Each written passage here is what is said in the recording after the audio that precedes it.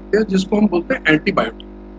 तो बायोटिक का मतलब होता है लाइफ, और एंटीबायोटिक का मतलब होता है एंटी लाइफ, और प्रोबायोटिक का मतलब होता है प्रो लाइफ। प्रो लाइफ का मतलब जीवन के का साथ देने वाला, और एंटीबायोटिक का मतलब होता है जीवन के अगेंस्ट। तो ये जो प्रोडक्ट है ये एंटीबायोटिक के बिल्कुल विपरीत काम करता है, और वो कैसे काम करता है हम आज इसको समझेंगे। तो सबसे पहले समझ लीजिए कि हमारी गट क्या है। गट है मुंह से लेकर एनस तक का जो रास्ता है। हम खाना खाते हैं और नेक्स्ट डे हम स्टूल पास करते हैं। तो खाना खाने से लेकर एनस तक का जो रास्ता है वो अप्रोक्सीमेटली हमारा 9 मीटर का है, और इस रास्ते को हम गट बोलते हैं। अब जो प्रोबायोटिक है इसको पहले हम समझ लेते हैं कि प्रोबायोटिक है क्या और ये गट के ऊपर कैसे काम करता है। तो प्रोबायोटिक जो है वो एक फ्रेंडली बैक्टीरिया है जो कि हमारी आंतड़ियों में नेचुरली पाया जाता है। बट जितना हमारी बॉडी में फ्रेंडली बैक्टीरिया है उसको काउंटर करने के लिए हमारी बॉडी में अनफ्रेंडली बैक्टीरिया आती है। इसका मतलब एक वो बैक्टीरिया है आंतड़ियों के अंदर जो हमें फायदा देता है, और एक वो बैक्टीरिया है जो हमें नुकसान देता है, और दोनों ही साइमल्टेनियसली हमारी जो आंतें हैं इंटेस्टाइन्स उसमें एग्जिस्ट करती है। तो अब प्रॉब्लम तब लाइफ में होती है जब इसकी जो रेशियो है good bacteria versus bacteria bad bacteria की, ये अनस्टेबल हो जाती है। इसी कारण से जो कि मोस्टली डाइट रिलेटेड हो सकता है, अगर आपका बैड बैक्टीरिया बढ़ जाए तो वो बहुत सारी लाइफ से बोलते हैं ना मेटाबॉलिक डिसऑर्डर्स में रिजल्ट करता है। तो वो डायबिटीज में रिजल्ट कर सकता है, वो ब्लड प्रेशर की प्रॉब्लम में रिजल्ट कर सकता है। तो अब हमको देखना है कि बैड जो फ्रेंडली बैक्टीरिया है वो हम किस तरह से अपनी फ्रेंडली बैक्टीरिया की मात्रा को अपने अनफ्रेंडली बैक्टीरिया से ज्यादा रखें। ठीक है, तो पहले तो ये समझ लें कि जितने हमारे बॉडी के अंदर सेल्स हैं, हमारी बॉडी के अंदर अप्रोक्सीमेटली 10 ट्रिलियन सेल्स, जितने हमारे बॉडी में सेल्स हैं उससे 10 गुना ज्यादा हमारी बॉडी के अंदर बैक्टीरिया है। ये बड़ी एक सरप्राइजिंग बात है। और मोस्टली जो बैक्टीरिया के ऊपर काम हुआ है वो साल 2000 के बाद हुआ है। साल 2000 से पहले प्रोबायोटिक्स पे ज्यादा काम नहीं हुआ था, और मेडिकल फ्रेटर्निटी प्रोबायोटिक्स को रिकमेंड भी नहीं करती थी क्योंकि उतना ज्यादा रिसर्च नहीं हुआ। अब ये जो आपके शरीर के अंदर बैक्टीरिया हैं ये करते क्या? ये आपका खाए हुआ खाने में फाइबर के ऊपर काम करते हैं, ये फाइबर को खाते हैं। तो जैसे गाय और भैंस होती है जब वो चारा चरती है, तो गाय और भैंस के जो स्टमक होती है उसके 4 चेम्बर होते हैं। तो जो चारे के अंदर फाइबर होता है भैंस क्या करती है उसको खाती है, पेट में ले जाती है और फिर वापस मुंह में लाती है जुगाली करने के लिए। जब वो जुगाली करती है उस प्रोसेस में वो उस फाइबर को ब्रेक डाउन कर देती है और उसको हजम कर लेती है। लेकिन हम एज ह्यूमन बींग्स, हमारा पेट डिजाइन नहीं है फाइबर को डाइजेस्ट करने के लिए। ये फाइबर को हमारा स्टमक का बैक्टीरिया डाइजेस्ट करता है। तो सबसे पहले तो बैक्टीरिया का ये काम। अब इस प्रोसेस में जब वो बैक्टीरिया फूड को डाइजेस्ट करता है वो लैक्टिक एसिड प्रोड्यूस करता है, और ये लैक्टिक एसिड जो है हमारे बैड बैक्टीरिया को मारता है। इसका मतलब यह है कि अगर आप चाहते हैं कि आपकी ये एक कैच 22 सिचुएशन, अगर गुड बैक्टीरिया होगा और लैक्टिक एसिड प्रोड्यूस होगा तो बैड बैक्टीरिया की मात्रा ऑटोमेटिकली कम हो जाएगी। लेकिन अगर बैड बैक्टीरिया की वॉल्यूम बढ़ जाएगी। सॉरी सर, डिस्टर्ब किया थोड़ा सा ना, वॉइस कुछ लोगों का व्हाट्सएप आ रहा था कि थोड़ा लो आ रहा है पिच, थोड़ा सा सर बिल्कुल। एक सेकंड होल्ड, उसको ठीक कर।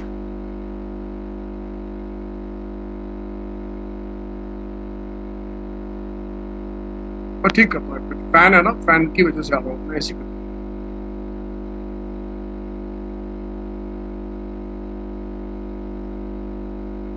Thank you sir, thank you.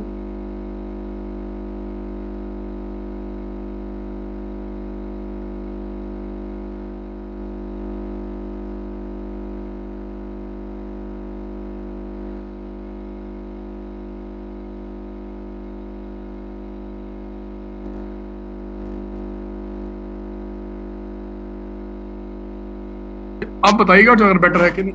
हाँ हाँ बिल्कुल बेटर है है सर, ना? बेटर है अच्छा, बिल्कुल। तो अब क्या होता है, ये जो हमारा गुड बैक्टीरिया होता है ये दो एसिड प्रोड्यूस करता है। पहला एसिड जो प्रोड्यूस करता है उसको बोलते हैं लैक्टिक एसिड, और दूसरा एसिड जो प्रोड्यूस करता है उसे बोलते हैं ब्यूटेरिक एसिड। तो लैक्टिक एसिड बैड बैक्टीरिया को मारता है, और ब्यूटेरिक एसिड ब्लड शुगर के लेवल्स को कम रखता है, वेट को कंट्रोल में रखता है, और विटामिन के बनाता है। ये इन दो एसिड्स का ये मेन काम है। अब सवाल है कि आपको कैसे पता चलेगा कि आपके गुड बैक्टीरिया पेट के अंदर कम हो गए हैं। सबसे पहले तो पेट खराब हो जाएगा। तो अगर आपको इंडाइजेशन है, आपको गैस बनती है, आपका पेट खराब रहता है, आप बार बार स्टूल पास करते हैं, आपको लूज मोशन लगी रहती हैं, आपको कॉन्स्टिपेशन लगी रहती है, तो समझ लीजिए आपके पेट के अंदर बैक्टीरिया की, गुड बैक्टीरिया की मात्रा कम हो गई। अगर आपका वेट बढ़ रहा है तो भी आपके पेट के अंदर गुड बैक्टीरिया की मात्रा कम हो गई है। अगर आपकी ब्लड शुगर रेगुलेट नहीं हो रहे, बढ़ जाते हैं, आप डायबिटिक हैं, तो भी आपकी गुड बैक्टीरिया की मात्रा कम होगी। अब जब गुड बैक्टीरिया की मात्रा कम होगी तो बैड बैक्टीरिया की मात्रा बढ़ेगी।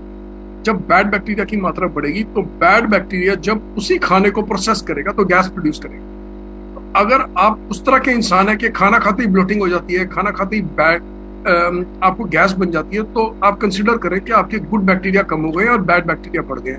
और अब ये बैड बैक्टीरिया आपका खाना खा रहे हैं। अब ये बैड बैक्टीरिया जब आपका खाना खाएंगे तो गैस प्रोड्यूस करेंगे। बहुत सारे लोगों के मुंह से स्मेल आती है मीथेन की। मीथेन की स्मेल का मतलब है, कोई आपको बोलेगा जी आपके मुंह से स्मेल आती है और आप ब्रश भी करते हैं, मुंह भी धोते हैं, लेकिन फिर भी स्मेल आती है।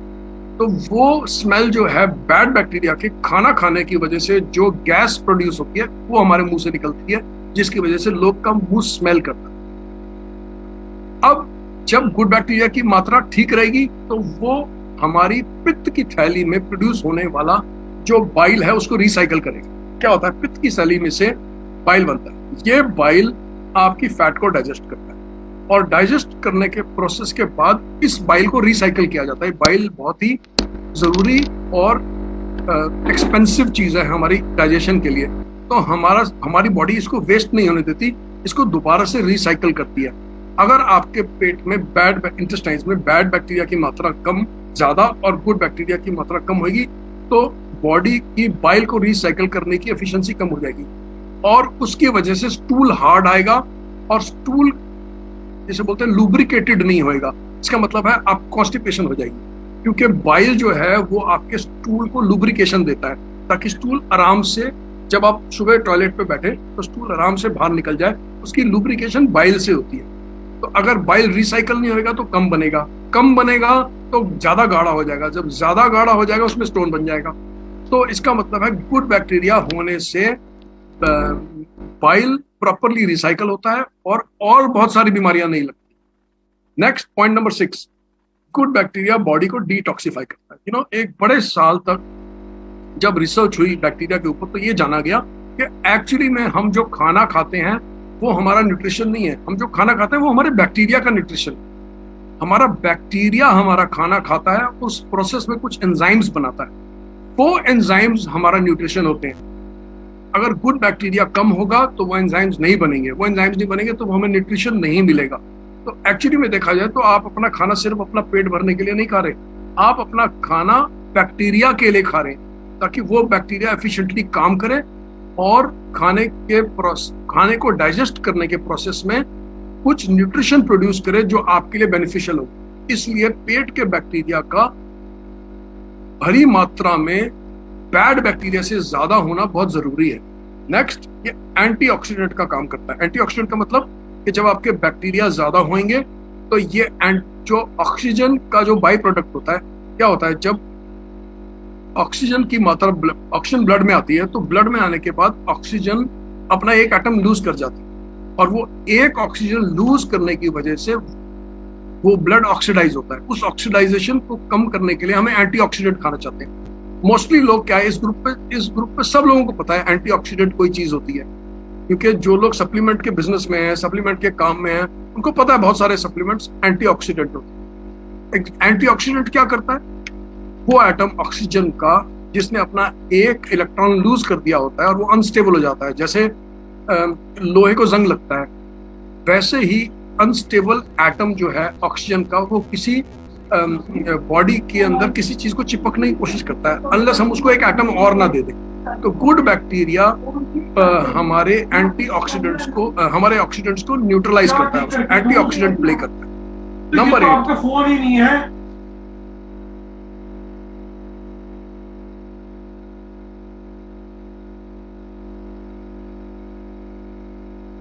सॉरी जरा पीछे डिस्टर्बेंस आ गया। नेक्स्ट पॉइंट नंबर 8, अब जब ये बैक्टीरिया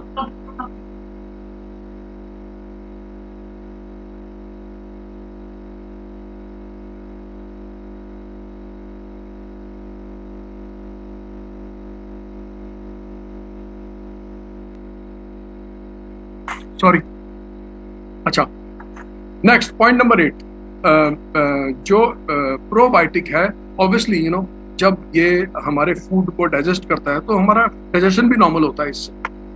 तो ये रीजन है हमें प्रोबायोटिक क्यों लेना चाहिए और क्या हमें बेनिफिट मिलेगा प्रोबायोटिक लेने से। अच्छा, अब नेक्स्ट देखते हैं जो हम प्रोबायोटिक लेंगे तो उसका क्या बेनिफिट है। नंबर 1, जो गट बैक्टीरिया होता है ये हमारा मूड और माइंड दोनों कंट्रोल करता है। क्यों? क्योंकि हमारी जो आंतें हैं इंटेस्टाइन्स वो डायरेक्टली हमारे ब्रेन से कनेक्टेड है। ये बहुत साल तक हमें नहीं पता था ये इन्फॉर्मेशन, साल 2000 के बाद ये इन्फॉर्मेशन आई है कि हमारी जो इंटेस्टाइन्स हैं वो डायरेक्टली हमारे ब्रेन से कनेक्टेड है। और जितनी इंफॉर्मेशन हमारी ब्रेन हमारी इंटेस्टाइन्स को देता है उससे ज्यादा इंफॉर्मेशन हमारी इंटेस्टाइन्स हमारे ब्रेन को देती है। ब्रेन कम इंफॉर्मेशन भेजता है, इंटेस्टाइन्स ब्रेन को ज्यादा इंफॉर्मेशन भेजती है। क्या इंफॉर्मेशन भेजती है?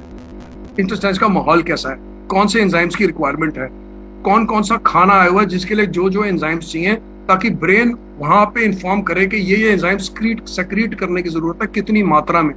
तो इंटेस्टाइन्स ब्रेन को फीडबैक देगा और ब्रेन वो एंजाइम्स अपने अलग अलग ऑर्गन से सेक्रीट करवाएगा। तो ब्रेन की इंफॉर्मेशन इंटेस्टाइन्स को कम जाती है, इंटेस्टाइन्स की इंफॉर्मेशन ब्रेन को ज्यादा जाती है। इसलिए ये बोला जाता है कि हमारा जो गट बैक्टीरिया है वो हमारा सेकंड ब्रेन है। इतना इंपॉर्टेंट रोल ये प्ले करता है। नेक्स्ट, अब ये जो प्रोडक्ट आया है जो कि एटॉमी ने लॉन्च किया है, इसके अंदर एक एडवांटेज है ओवर जो मार्केट के अंदर रेगुलर प्रोबायोटिक प्रोडक्ट्स मिलते हैं। इसके अंदर लिकोराइस है। लिकोराइस क्या है?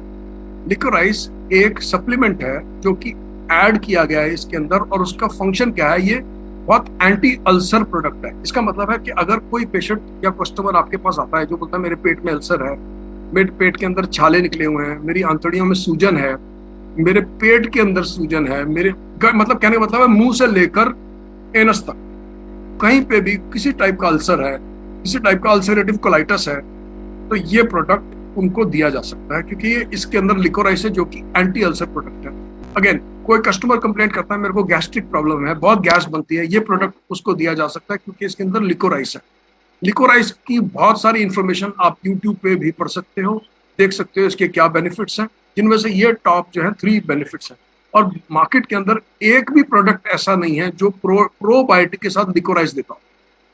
अब समझने की जरूरत यह है कि क्या होता है, हम दिन भर काम करते हैं, दिन भर काम में हम किसी से बहस भी करते हैं, किसी से हमारी आर्ग्यूमेंट भी होती है, किसी के ऊपर हमारे को गुस्सा भी आता है, कभी हम सीढ़ी चढ़ते हैं, कभी हम सीढ़ी उतरते हैं, कभी हम उठते हैं, कभी हम भागते हैं, कभी हम अपसेट होते हैं, कभी हम किसी बात से परेशान होते हैं।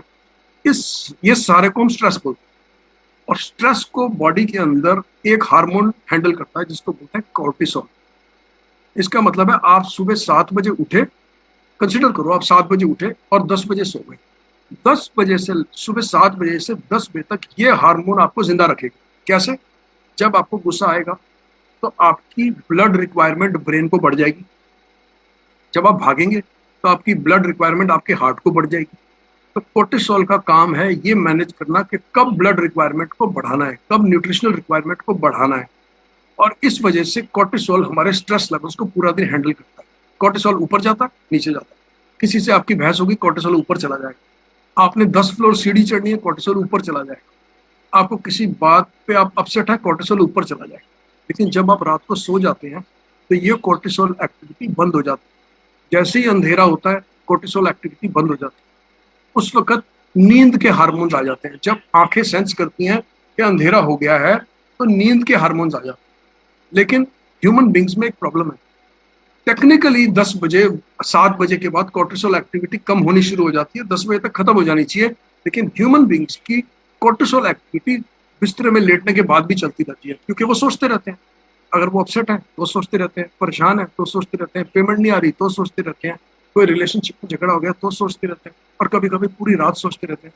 तो जो कोर्टिसोल एक्टिविटी अंधेरा होने के बाद बंद हो जानी चाहिए थी, वो कोर्टिसोल एक्टिविटी अंधेरा होने के बाद भी चलती रहती है, और वो तब अनहेल्दी हो जाती है हमारी।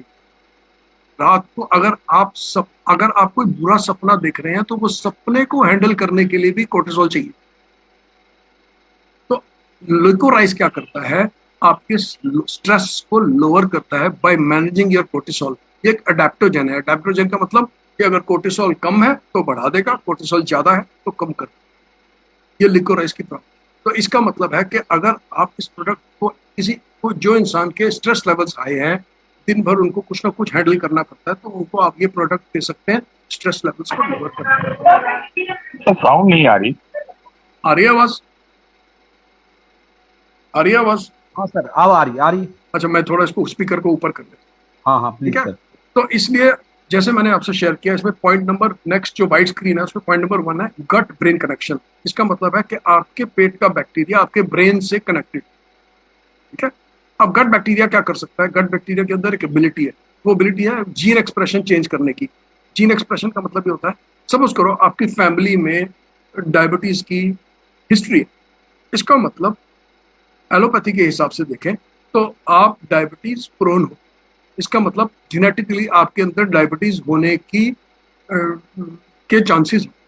बट अगर आपका गट बैक्टीरिया हाई रहता है, आपको गट और bad bacteria, good bacteria high रहता है और बैड बैक्टीरिया लो रहता है, तो ये जो अच्छा बैक्टीरिया है, इसमें एबिलिटी है कि जो आपके डायबिटीज के जीन्स हैं वो अपने आप को कभी एक्सप्रेस नहीं करेंगे। इसका मतलब आपको चांसेस है कभी डायबिटीज नहीं होगी। इसलिए आपके लिए एक बहुत जरूरी है कि आप, अगर आपके फैमिली के अंदर जेनेटिक प्रॉब्लम्स हैं, तो आपका गट बैक्टीरिया हमेशा फुलफिल्ड रहे, अच्छा रहे और हाई रहे।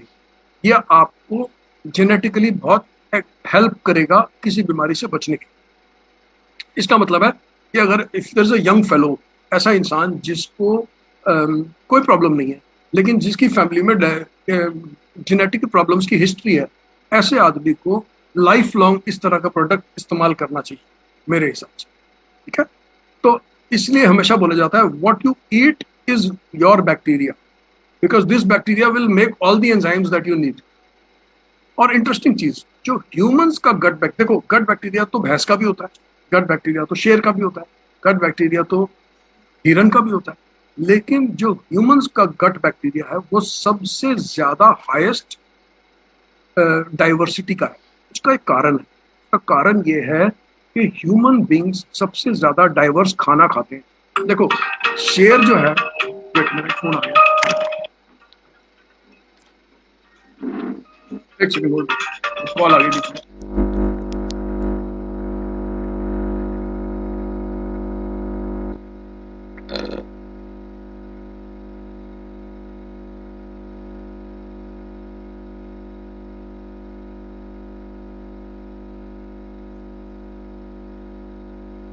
सर आप म्यूट हो शायद, नीरज सर आप म्यूट हो। अच्छा, जैसे शेर है, शेर दूसरे जानवरों को खा लेगा, इससे ज्यादा तो उसका कोई खाना नहीं है। हिरन है, घास खा लेगा, फूल पत्ते खा लेगा, इससे ज्यादा तो उसका कोई खाना नहीं है। बंदर है, पेड़ के ऊपर लगे हुए फल खा लेगा, पत्ते खा लेगा, किसी और जानवर को शायद खा ले, इससे ज्यादा उसका खाना नहीं है। गाय है, घास खाएगी, इससे ज्यादा तो उसका कोई खाना नहीं है। लेकिन इंसान ऐसा एक इकलौता जानवर है जो खूब सारी वैरायटी खाता है। मतलब वो फ्रूट्स भी खाएगा, वो ड्राई फ्रूट्स भी खाएगा, वो रोटी भी खाएगा, सब्जी भी खाएगा, पिज्जा बर्गर तो वो खाएगा ही। तो इसलिए ह्यूमन बींग्स की जो खाना है उसमें डाइवर्सिटी सबसे हाई है। इसलिए ह्यूमन बींग्स का जो गट बैक्टीरिया है उसके अंदर भी डाइवर्सिटी सबसे हाई है। और इंटरेस्टिंग चीज है, एक गुजरात की कंपनी है, वो ह्यूमन वेस्ट से फर्टिलाइजर बनाती है, क्योंकि ह्यूमन वेस्ट का जो फर्टिलाइजर होता है वो सबसे ज्यादा रिच होता है। क्यों? क्योंकि सबसे ज्यादा डाइवर्सिटी ह्यूमन बींग्स के खाने में, जिसके खाने में सबसे ज्यादा डाइवर्सिटी होगी उसके उसके खाने के वेस्ट में सबसे ज्यादा न्यूट्रिशन होएगा। अब हम गाय का जो गोबर निकलता है उसका जो रॉ मटेरियल है वो तो घास ही है, इससे ज्यादा तो खाना वो खाती नहीं है। तो इसलिए गाय के गोबर में जितना न्यूट्रिशन अवेलेबल है ह्यूमन बींग के वेस्ट में उससे ज्यादा न्यूट्रिशन है। और जो ह्यूमन बींग्स का वेस्ट है उसमें 1000 से ऊपर बैक्टीरिया है, बैक्टीरिया, वायरस और की अवेलेबिलिटी है। तो इसलिए ह्यूमन वेस्ट जो है वो तो सबसे ज्यादा रिच होती है। अब इस प्रोडक्ट के अंदर अगर वापस प्रोडक्ट पे आए तो इन्होंने एटॉमी ने क्या किया, एटॉमी ने इस प्रोडक्ट में लिकोराइस के साथ जिंजर एक्सट्रैक्ट डाल दिया। अब ये भी एक एडवांटेज हमें मिलेगा, क्यों? जिंजर एक्सट्रैक्ट हाईली इन्फ्लेमेटरी है। इसका मतलब अगर कोई क्लाइंट आएगा अगेन अल्सर्स के साथ आएगा, इंडाइजेशन के साथ आएगा, गैस की प्रॉब्लम लेके आएगा, गट अपना पित्त की थैली की प्रॉब्लम लेके आएगा, तो ये प्रोडक्ट तो उसके लिए हर तरीके से बहुत इफेक्टिव है क्योंकि इन्फ्लेमेशन को कम करेगा। मैंने जैसे बताया ना, जिंजर एक्सट्रैक्ट जो है बाइल में भी हेल्प करता है। तो हमारे पास क्या हो गया, लिकोराइस जो है वो लिवर इन्फ्लेमेशन में हेल्प करेगा, जिंजर एक्सट्रैक्ट बाइल में हेल्प करेगा। तो इसलिए ये हमारा मल्टीफेसेड प्रोडक्ट हो जाएगा। ये बैक्टीरिया भी बढ़ाएगा, ये इन्फ्लेमेशन भी कम करेगा और ये बाइल सेक्रेशन में भी हेल्प करेगा। और जिंजर की क्या जो फितरत होती है, जिंजर की जो नेचर है वो एंटी इन्फ्लेमेटरी है और हाजमेदार है, खाने को हजम करने वाली। तो इसलिए ये भी हमें एडवांटेज मिलता है इस प्रोडक्ट। हम नेक्स्ट स्क्रीन देखते हैं। तो अच्छा, अब आप नोटिस करो कि हिंदुस्तान में हम जो हिंदुस्तान के किसी कोने में देख लो, हम मोस्टली सारे ब्रेकफास्ट जो है ना वो प्रोबायोटिक के खाने भी हैं। तो अब ब्रेकफास्ट देखते हैं। देखो, नॉर्थ इंडिया में लोग छाछ पीते हैं। छाछ जो है एक फर्मेंटेड फूड है। इसका मतलब दही को खट्टा लगाया जाता है, खट्टा लगाने के बाद दही में से मक्खन निकाला जाता है और बची हुई जो ओवरनाइट रखा जाता है। तो जब भी किसी खाने को हम ओवरनाइट रखते हैं, ओवर पीरियड ऑफ टाइम रखते हैं, उसके अंदर बैक्टीरिया की मात्रा बढ़ जाती है। तो छाछ एक प्रोबायोटिक फूड है जो कि हमारे को गुड बैक्टीरिया देता है। छाछ और बटर मिल्क एक ही चीज है। नॉर्थ इंडिया में मोस्टली अगर आप देखोगे ब्रेकफास्ट के अंदर हमेशा प्रोबायोटिक फूड्स ही खाए जाते हैं। नॉर्थ इंडिया में छाछ पी जाती है।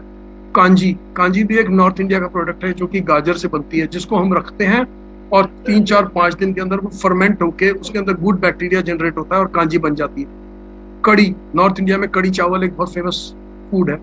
कड़ी जो है अगेन छाछ से बनती है, इसलिए वो भी प्रोबायोटिक होती है। जलेबी, अगर आपने देखा होगा, जलेबी के अंदर 2 तरह के टेस्ट होते हैं, एक मीठा और एक स्लाइटली खट्टा। जो उसकी खटास है वो प्रोबायोटिक की वजह से होती है।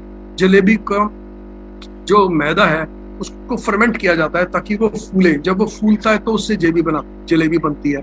तो जब भी कोई फूड फूलता है उसके अंदर प्रोबायोटिक बैक्टीरिया जनरेट होता है। नान देखो, रोटी जो है वो सिर्फ आटा गूंद के बना दी जाती है, लेकिन नान को गूंदने के बाद रखा जाता है फूलने के लिए। जब वो फूलेगा उसमें खमीर लगेगा तो उसमें गुड बैक्टीरिया आता है। नान भी एक प्रोबायोटिक फूड है। ईस्ट इंडिया के अंदर अगर देखो तो फर्मेंटेड राइस, चावल बनाए जाते हैं, रात भर रखे जाते हैं और नेक्स्ट डे खाए जाते हैं फर्मेंट करके, जब उसमें खटास आ जाती है। साउथ इंडिया के अंदर इडली फर्मेंटेड फूड है, डोसा फर्मेंटेड फूड है, बटर मिल्क फर्मेंटेड फूड है। साउथ इंडिया में चावल का और दही का बहुत चलन है। कर्ड राइस, जिसके अंदर कड़ी पत्ता डाल के उसकी छौंक लगाई जाती है, वो भी फर्मेंटेड फूड है क्योंकि वो गुड बैक्टीरिया देता है। गुजरात के अंदर ढोकला फर्मेंटेड फूड है। जो हम अचार खाते हैं, आम का अचार, नींबू का अचार, ये सारे फर्मेंटेड फूड्स हैं, ये गुड बैक्टीरिया देते हैं। अचार को हम 1 महीने तक तैयार करते हैं और फिर पूरा साल खाते हैं, उसके अंदर बहुत सारा बैक्टीरिया आ जाता है। और पूरे हिंदुस्तान में हर जगह पे बंगाली लोग दही खाते हैं सुबह ब्रेकफास्ट के अंदर। तो इस तरह से आप नोटिस करोगे कि ये बड़े सारे खाने हैं जो हम खाते हैं जिनमें ऑलरेडी बैक्टीरिया होता है, लेकिन इसमें एक लिमिटेशन होती है। वो लिमिटेशन ये होती है कि इसके जो स्ट्रेन्स है ना वो लिमिटेड होते हैं। ये जो बैक्टीरिया है वो है जो जब हम आटे को रखेंगे 4 घंटे तक फूलने के लिए, तो जो हवा में बैक्टीरिया है वो उसको फर्मेंट करेगा। तो ये वो बैक्टीरिया है, इन खानों को वो बैक्टीरिया फर्मेंट करता है जो कि हवा में है।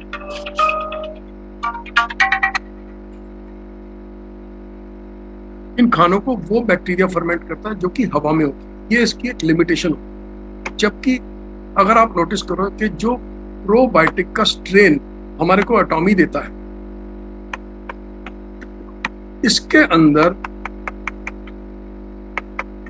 ये सारे स्ट्रेन्स हैं, ये बैक्टीरिया के स्ट्रेन्स हैं। जितने अभी आप अपने स्क्रीन पे देख रहे हो ये बैक्टीरिया स्ट्रेन्स हैं। और आप नोटिस करो, देखो ये बड़े लंबे नाम है, मैं सबके नाम नहीं लूँ, बट स्ट्रेन नंबर 1 देखो तो ये डायरिया में हेल्प करता है, कॉन्स्टिपेशन में हेल्प करता है और इंटेस्टिनल डिसऑर्डर्स में हेल्प करता है। ये इरिटेबल बाउल सिंड्रोम, ये प्रॉब्लम वो है जिनको बार बार सुबह स्टूल आता है, एक बार में पेट नहीं खाली होता।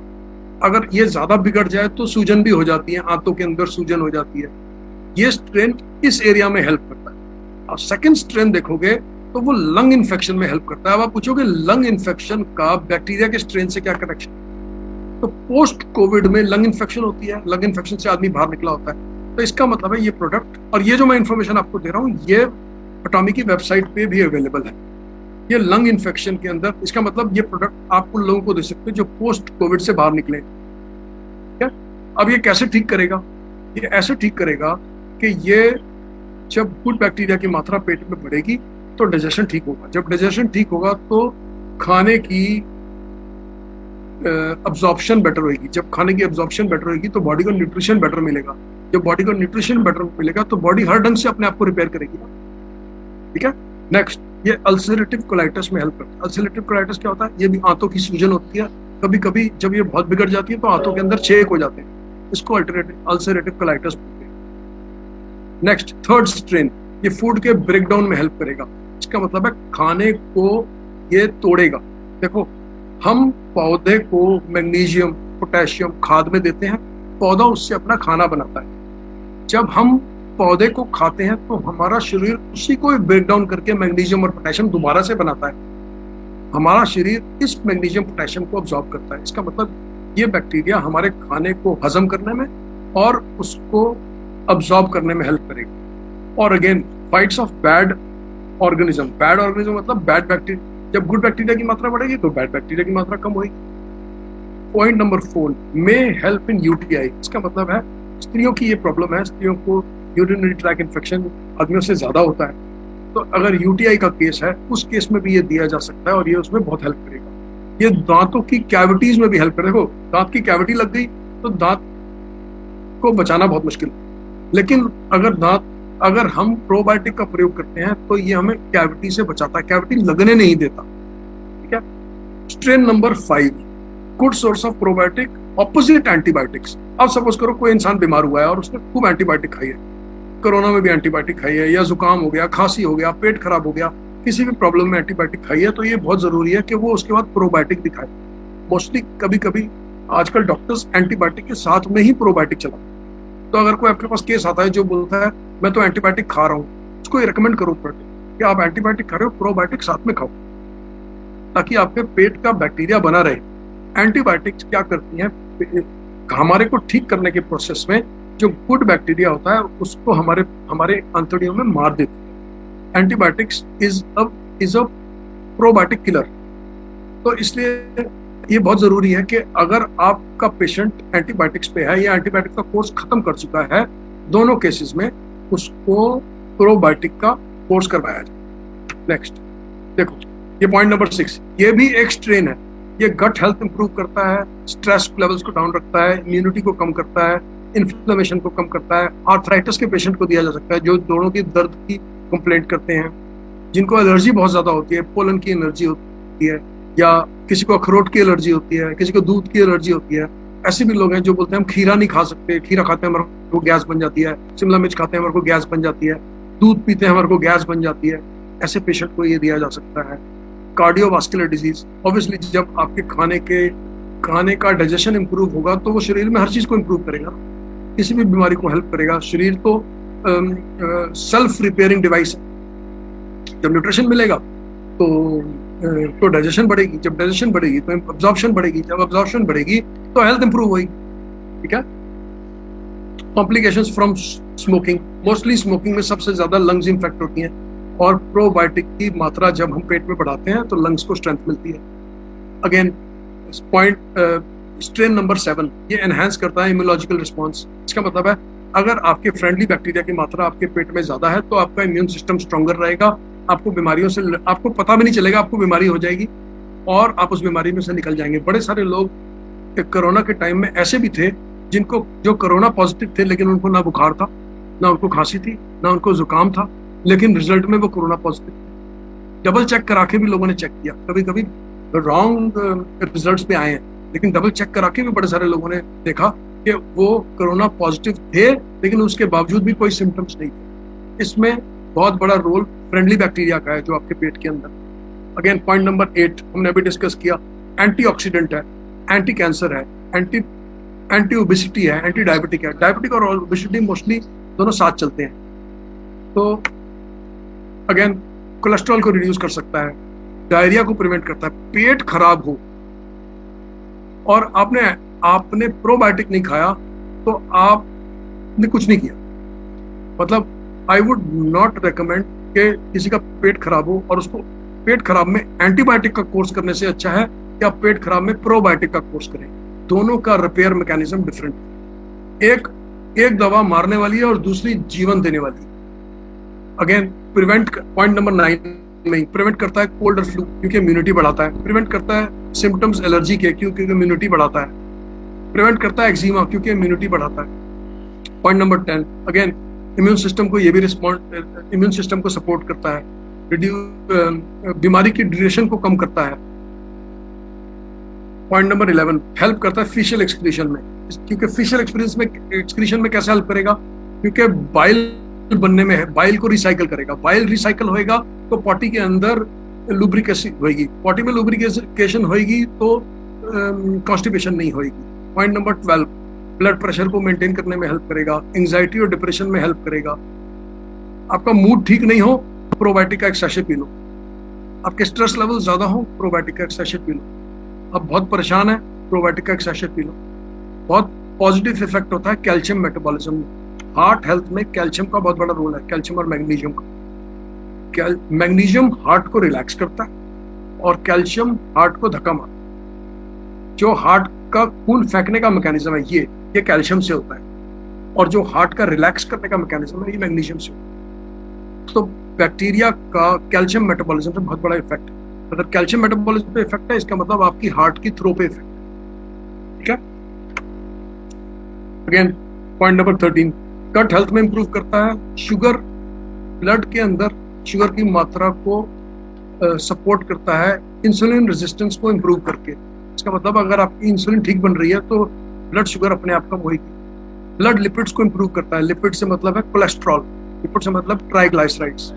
मसल रिकवरी में हेल्प करता है। अगर आपका क्लाइंट जो है जिम का शौकीन है, बॉडी बिल्डिंग का शौकीन है, तो मसल रिकवरी चाहिए ऐसे क्लाइंट को, उसको रेकमेंड किया जा सकता है कि आप प्रोबायोटिक लीजिए, ये आपको मसल रिकवरी में हेल्प करेगा। जब हम एक्सरसाइज करते हैं, नेक्स्ट डे जिम की एक्सरसाइज के बाद बॉडी में दर्दें होती हैं, ये उसमें हेल्प करता है। रूमेटॉइड आर्थराइटिस, जोड़ों के दर्द में हेल्प करेगा। Again feeding tolerance in infants, ये छोटे बच्चों के लिए, अभी फिलहाल हम छोटे बच्चों पे अभी नहीं जा रहे क्योंकि छोटे बच्चों को कुछ भी देना पहले डॉक्टर के एडवाइस से हो, क्योंकि छोटे बच्चों के स्पेशल डॉक्टर्स होते हैं, तो अभी उस पर नहीं जाएंगे। यूरोजेनेटिकल इन्फेक्शन, अगर आपको जेनिटल्स की कोई इन्फेक्शन है उसके अंदर ये हेल्प करेगा, इम्यूनिटी को ये बढ़ाएगा। तो आप नोटिस करो हमने 14 डिफरेंट स्ट्रेन्स की बात करी है। देखो हम यहाँ से शुरू हुए 1 से लेकर 5, 6 से लेकर 8, 9 से लेकर 12, 13 और 14। अब ये 14 स्ट्रेन्स हैं एक प्रोडक्ट के अंदर। इसके ऊपर लिकोराइस का एक्सट्रैक्ट है और इसके ऊपर जिंजर का एक्सट्रैक्ट है। तो ये ना एक जैसे बोलते हैं ना इम्यूनिटी बॉम्ब है 3 प्रोडक्ट्स को लेकर। तो ये तो इसके बारे में हुआ। और ये जो है, मैं हम वापस आते हैं, आप नोटिस करो ये वापस ये स्क्रीन मैंने लास्ट में क्यों डाली, ये एक न्यूट्रासिटिकल है, इसमें लिखा हुआ इट्स अ न्यूट्रासिटिकल, और लिकोराइस और जिंजर एक्सट्रैक्ट है। इसके अंदर प्रीबायोटिक और प्रोबायोटिक दोनों है। अब क्वेश्चन है, प्रोबायोटिक तो ये हो गया प्रो लाइफ, ये प्रीबायोटिक क्या है? हमारे जो पेट के बैक्टीरिया होते हैं उनके कुछ फेवरेट खाने होते हैं। एक खाना तो वो है जो हमारा फेवरेट है, किसी का ढोकला फेवरेट है, किसी का बर्गर फेवरेट है, किसी का पराठा फेवरेट है।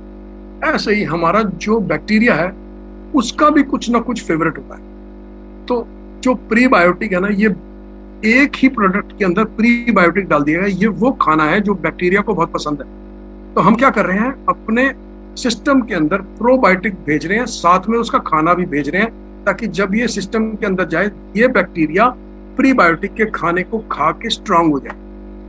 तो ये प्रीबायोटिक का आइडिया है। तो एक ही प्रोडक्ट में प्रीबायोटिक भी दे रहे हैं, प्रोबायोटिक भी दे रहे हैं। प्रोबायोटिक बैक्टीरिया स्ट्रेन है और प्रीबायोटिक उस बैक्टीरिया स्ट्रेन का फेवरेट फूड है। I hope you get that. ये बिल्कुल ऐसे है जैसे अंडा होता है, अंडे के अंदर पीला होता है, वो तो उससे तो बननी है मुर्गी, और उसके अराउंड जो व्हाइट है वो उस मुर्गी का खाना है, क्योंकि अंडे में बनने वाली मुर्गी ने खुद भी खाना खाना है। तो प्रीबायोटिक प्रोबायोटिक का फूड है, ये आप समझिए। ये हमने क्यों डाला है? ताकि पेट में जाने, इंटेस्टाइन्स में जाने के बाद उन बैक्टीरिया को सबसे पहले अपना ही फेवरेट फूड मिले। ये इस प्रोडक्ट की जो पावर है उसको 10 गुना बढ़ा देता है। तो ये तो हुआ इस प्रोडक्ट के बारे में। अब ये सारे अभी हमने डिस्कस किए जो सारे स्ट्रेन्स इसके अंदर हैं, जो स्ट्रेन्स हमारे को हेल्प करते हैं 1 से लेकर 14 तक। इनका हर, इसके अंदर अगर आप नोटिस करो बीच में एक प्रोडक्ट है, एक स्ट्रेन है जिसमें लिखा है can be found in breast milk. ये जो स्ट्रेन है ये स्त्री के ब्रेस्ट मिल्क से आता नहीं है, लेकिन ये वहां भी पाया जाता है। तो इसलिए इस स्ट्रेन को भी इसके अंदर डाला गया है ताकि ये आपको शरीर को ताकत। तो आई होप दैट्स इट। जाजी, मैंने काफी सारे